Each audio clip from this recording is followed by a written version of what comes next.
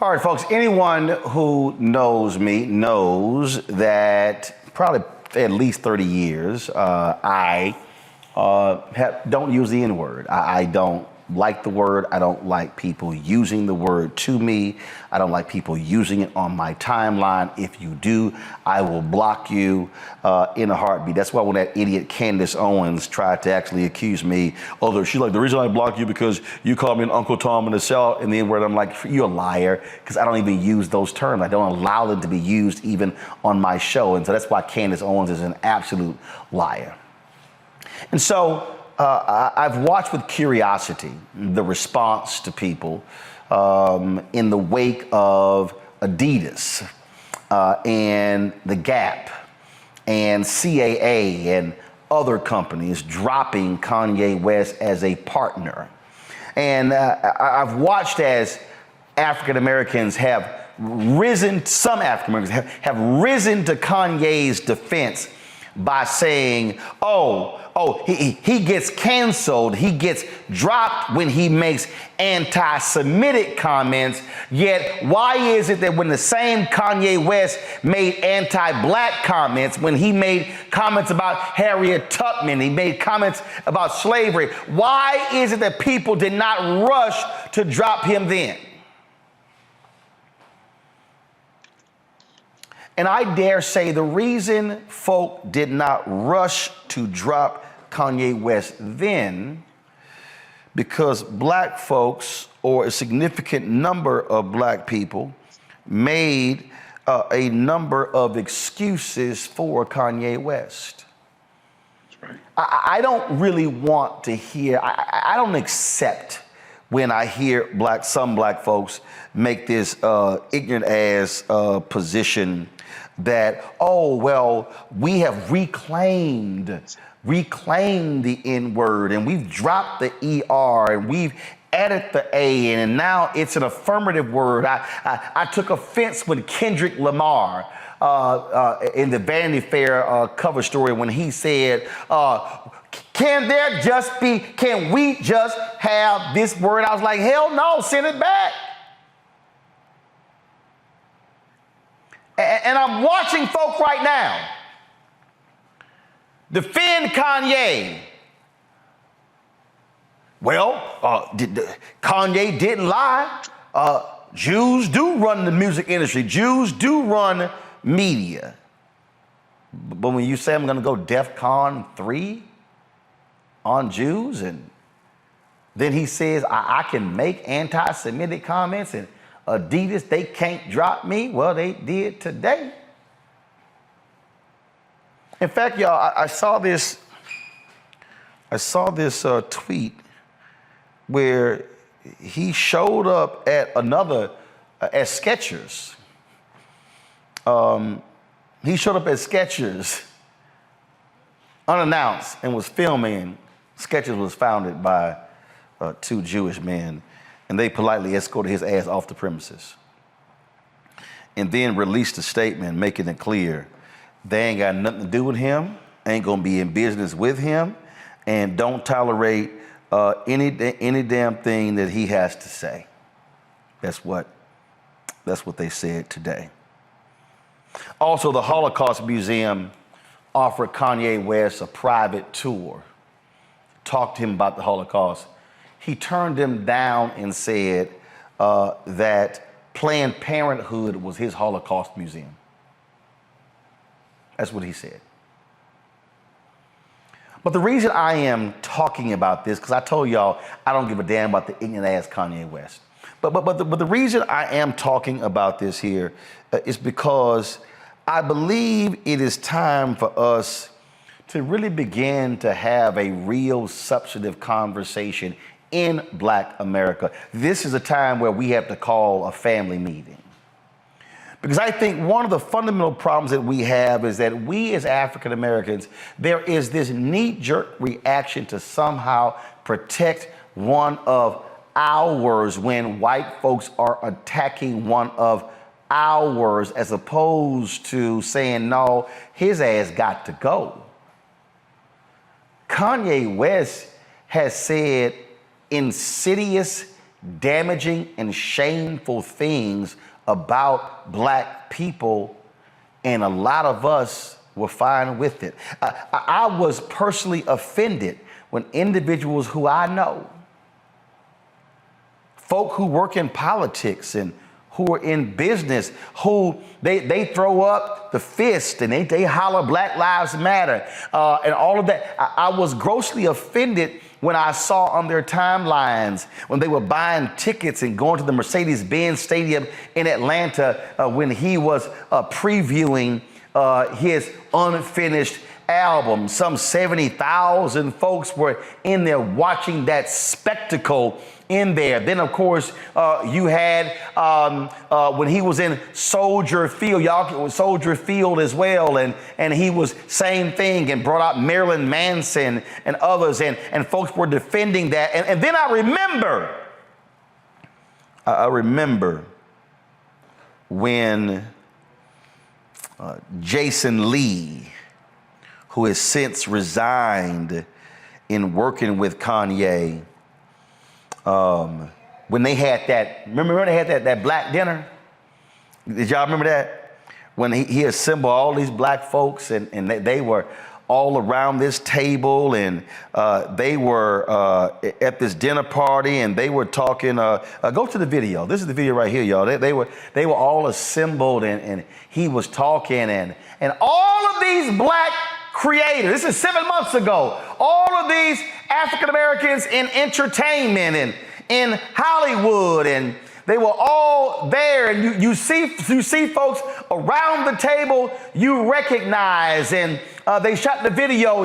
So it was this big elaborate dinner, and he was talking about working with African Americans and controlling the narrative. All of the anti-black stuff he was saying then.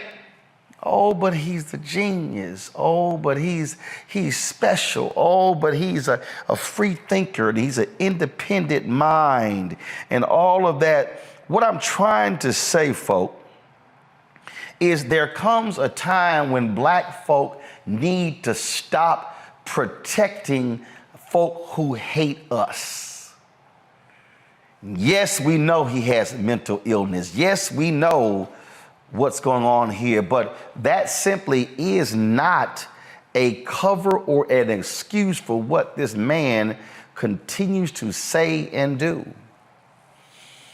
And I dare say one of the issues, folks, why was R. Kelly able to keep doing what he was doing?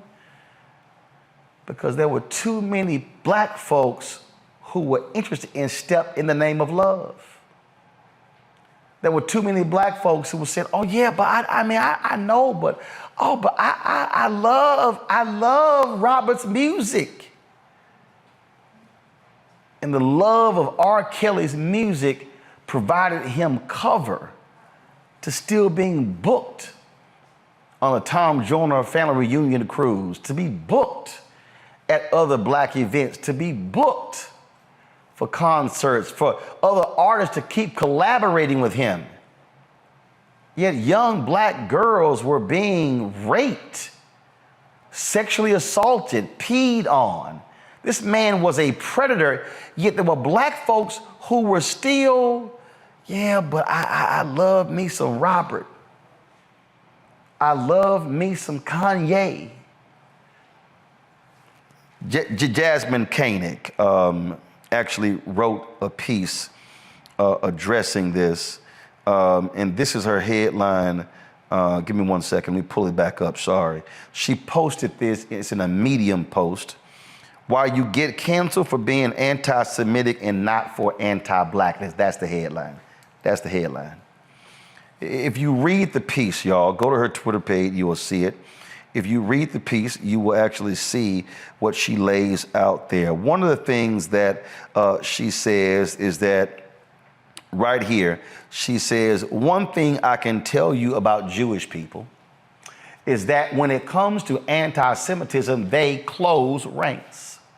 Everyone is reading from the same page of the same playbook and speaking on message.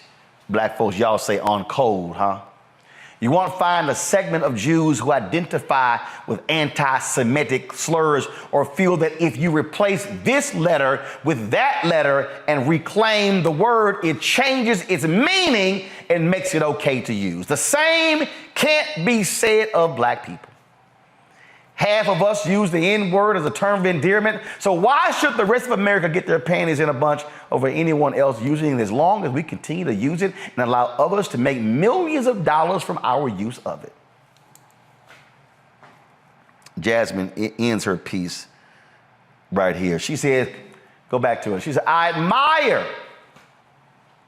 She said, I'm not mad at Jewish people. I admire their unity and the resolve they have against anti-Semitism. I long for the days I only heard about from my grandparents when black people had respect for themselves, each other, and stood together on our most pressing issues for the betterment, not the detriment of our people. Last paragraph. In the end, it all comes down to this. Ye is going to be canceled, and anti-blackness will continue to be tolerated in America as long as black people are the main perpetrators of it.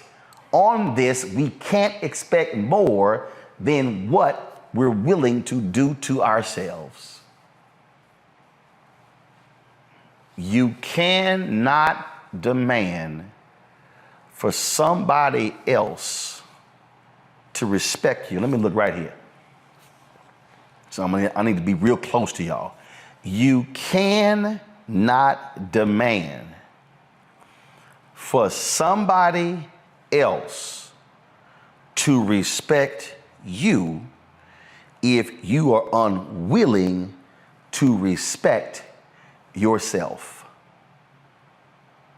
Please show me the massive petitions to say enough of Kanye's music. Please show me the massive number of people who said Spotify stop playing his music. The massive number of people who said Adidas to hell with his gear.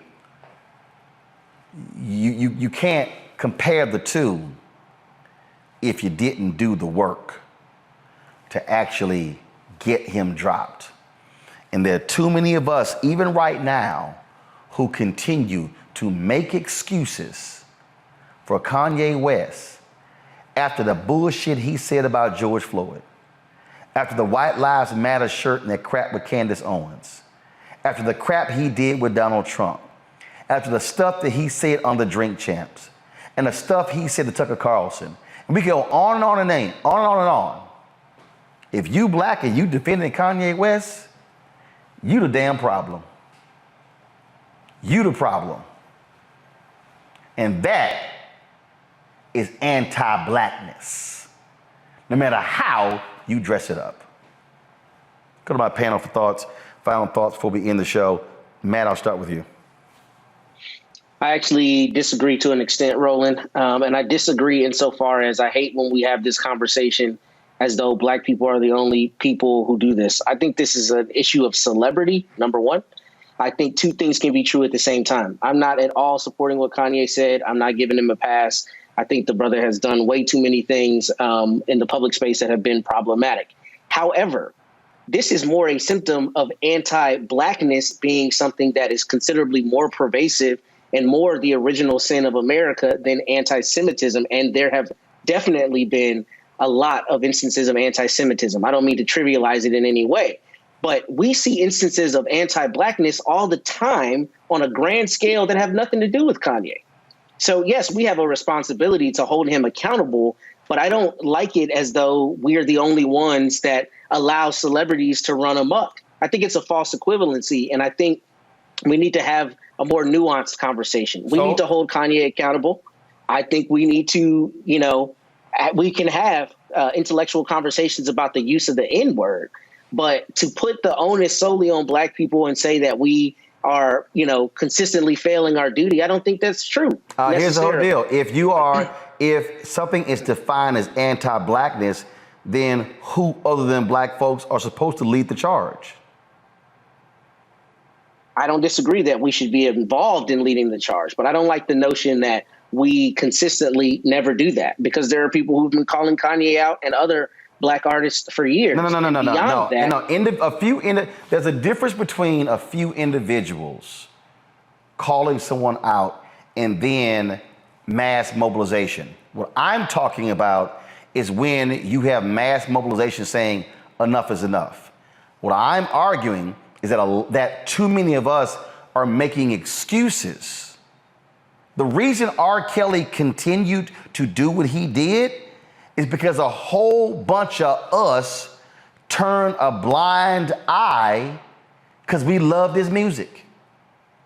I mean, the record is sitting in front of us, and that's one. I mean, literally, black DJs, oh, not man, but no, was still rolling with them. What I'm arguing is no one is going to protect us first other than us. I just think too often we give our folks a pass because we like their music or they cool or this ain't really no big deal. And frankly, it's wrong to go, well, why he getting canceled because anti-Semitic when he was making anti-black? But what did we do to mobilize against his anti-blackness? That's my point. I get it. And I think two things can be true at the same time. I mean, Mel Gibson's still making movies, right?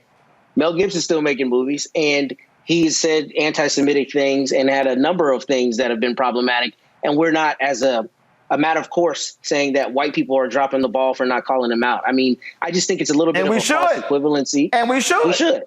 And we should. It's a little bit of a false equivalency. And I think sometimes we are a little caustic in how we talk about it. I don't think you're wrong. I think we should hold them to task.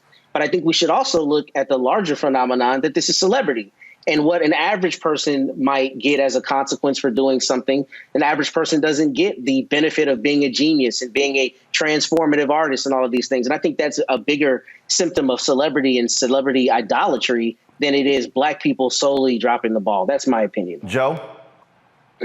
We hate, can I say, first of all, I agree with both of you, but we hate technicalities, right? In court, when you're explaining something simple, at the dinner table to the fam or at the barbecue, somebody got arrested, but they got off on a technicality.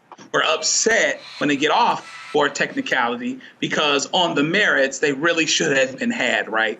But here we are talking about this whole Ye situation. And listen, Ye is about Ye. He ain't about Kim. He ain't about us. He's not about anybody else.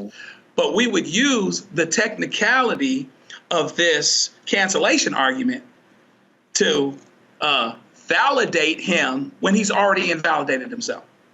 And that's kind of the issue that I see is that, Ye undid himself as it pertains to us a long time ago. And to the point that was made, a lot of people have been speaking out against him. A lot of people have been speaking out against Kanye. But I would also say against R. Kelly. But what I would add is that I'm with your point, Roland, particularly as we talk about when we go back, what we've gone through as a people, the fact that we were written in the Constitution as 3/5 of a person, and the Constitution wasn't really written for us. And we're trying to make a square peg fit in a round hole anyway. OK, that means we have further to come. And so to speak with one voice on this is why it's that much more important. We shouldn't have to the point that's made. Should be room for nuance, et cetera, but there's so much going up against us. It makes our discipline in the N-word issue. We're real good at taking lemons and making lemonade. But you got to put lemonade, you got to put sugar in lemonade to make it sweet. And sugar can damage your teeth. It can damage other things. And in this situation, when we use it to sweeten the fact of the matter that this brother has invalidated himself a long time ago, if you want to have that discussion about what the Jewish brothers and sisters do versus what we do and cancellation here or there, this is not the way and the time to do it because you're standing on a shaky foundation with Ye. And that's the problem I have. Robert? I think this kind of folds into the conversation we've been having on a macro level about reparations in the African-American community. I'm going to square the circle. Just give me a second. Because what we see with our Jewish brothers and sisters, starting with the Zionist movement in the late 19th century, was a international unanimous consensus that they should have their own homeland. They should have repairs done for the damage done to them by the European empires. This culminated in 1947 with the founding of the State of Israel. And because of this international unanimity that they were able to achieve, we see this rolling down until today, where they made it very clear that it was almost like Section 5 of the NATO Charter. An attack against one of us is an attack against all of us. And that's what was called out by Rahm Emanuel's brother, when he said we want everyone to divest in Kanye West after he made his statements. And I've never seen a rapper's bank account be seized. Literally, Chase Bank said, come get your money. We don't want it.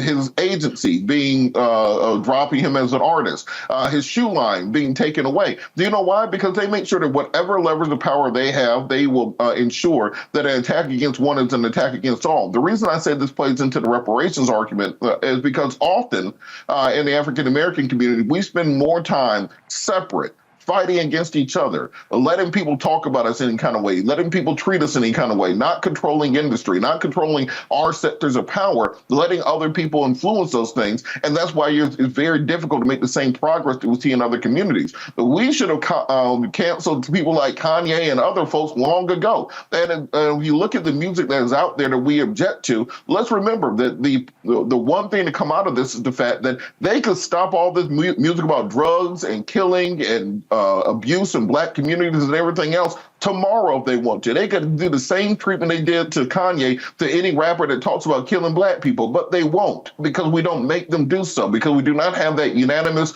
agreement that our community is to be respected, our community is to be treated a certain way. And until we get there, this will simply be another case of us seeing what other people do, but not taking the right lessons out of it. I don't know Kanye. Kanye doesn't give a damn about me, and I'm not particularly interested in what goes on with him. But what I do think we need to do is understand that our community, if we want to make the same progress we see in other communities, we have to start looking at those lessons they have created and adapting them and creating a bridge going forward so that we can get to where we want to be instead of simply talking about what other people are at. I cannot ask someone to respect me if I don't have self-respect. Simply cannot happen. And so what I'm arguing, what I'm saying very simple, is that if people are going to go, oh, this is unfair, that this is happening to him, and it didn't happen when he made anti-black comments, then I will ask the people making those comments, what were you saying? How were you organizing and mobilizing? What were you doing? But just thinking it's going to happen, nothing happens just because. There actually is a cause and effect. There's a response to things when these things happen. And what I'm saying is, we must be willing to stand up and call out one of our own who says or does something about us, and then not wait for that person to say something about somebody else and then go, oh, now it's okay to criticize them. It's as simple as that. And so I think the lesson here is for people, I was debating some folks today and they were like, now Adidas dropping him, he made Adidas relevant. I'm like, you haven't even looked at the market share of Adidas outside the United States. Folks were just sitting here, just popping off, oh, he made it cool. You know what the hell you're talking about. Like, go look at their market share, a $19 billion company. Look at their stock price.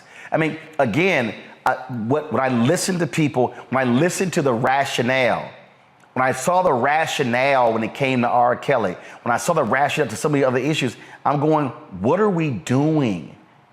We cannot, nor will we ever get respect from anybody if we don't start with ourselves. That's the point I'm making.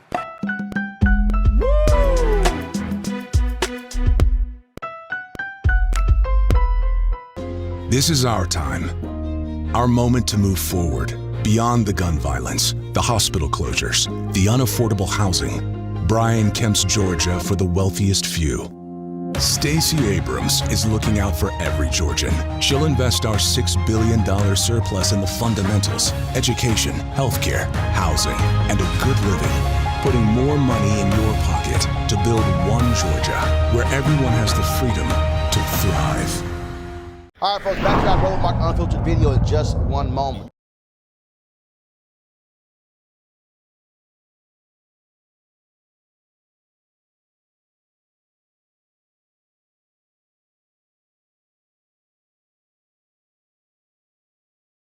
Folks, Black Star Network is here. Hold no punches. I'm real revolutionary right now. support this man, Black Media. He makes sure that our stories are told.